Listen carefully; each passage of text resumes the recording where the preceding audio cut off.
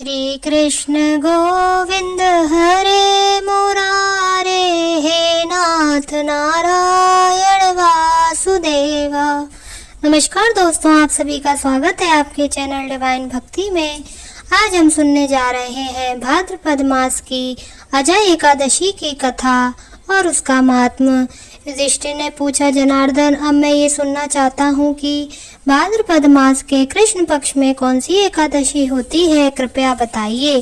भगवान श्री कृष्ण बोले, राजन, एक चित होकर सुनो। भाद्र मास के कृष्ण पक्ष की एकादशी का नाम अजा है। वह सब पापों का नाश करने वाली बताई गई है। जो भगवान ऋषिकेश का पूजन करके इसका व्रत करता है, उसके सारे पाप नष्ट हो जाते हैं। पूर्व काल में हरिश्चंद्र नामक एक विख्यात चक्रवर्ती राजा हो गए हैं, जो समस्त भूमंडल के स्वामी और सत्य प्रतिज्ञ थे। एक समय किसी कर्म का फल भोग प्राप्त होने पर उन्हें राज्य से भ्रष्ट होना पड़ा। राजा ने अपनी पत्नी और पुत्र को बेचा, फिर अपने को भी बेच दिया। पुण्यात्मा होते हुए भी उन्हें चांडाल की दास्ता करनी पड़ी। वे मुर्दों का कफन लिया करते थे। इतने पर भी नृपश्रेष्ठ हरिश्चंद्र सत्य से विचलित नहीं हुए। इस प्रकार चांडाल की दास्ता करते उनके अनेक वर्ष व्यतीत हो गए। इससे राजा को बड़ी चिंता हुई। वे अत्यंत दुखी होकर सोचने लगे, क्या करूं, कहाँ जाऊं, कैसे मेरा उद्धार होगा। इस प्रकार चिंता करते करते वे शोक के समुद्र में डूब गए। राजा को आतुर जानकर कोई मुनि उनके पास आए। वे महर्षि गौतम थे। श्रेष्ठ ब्राह्मण को आया देख नृपश्रेष्ठ ने उनके चरणों में प्रणाम किया और दोनों हाथ जोड़ गौतम के सामने खड़े होकर अपना सारा दुख में समाचार कह सुनाया।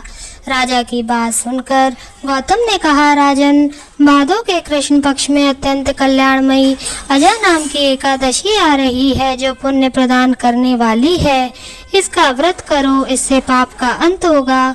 तुम्हारे भाग्य से आज के 7वें दिन एकादशी है। उस दिन उपवास करके रात में जागरण करना। ऐसा कहकर महर्षि गौतम अंतर्धान हो गए। मुनि की बात सुनकर राजा हरिश्चंद्र ने उस उत्तम व्रत का अनुष्ठान किया।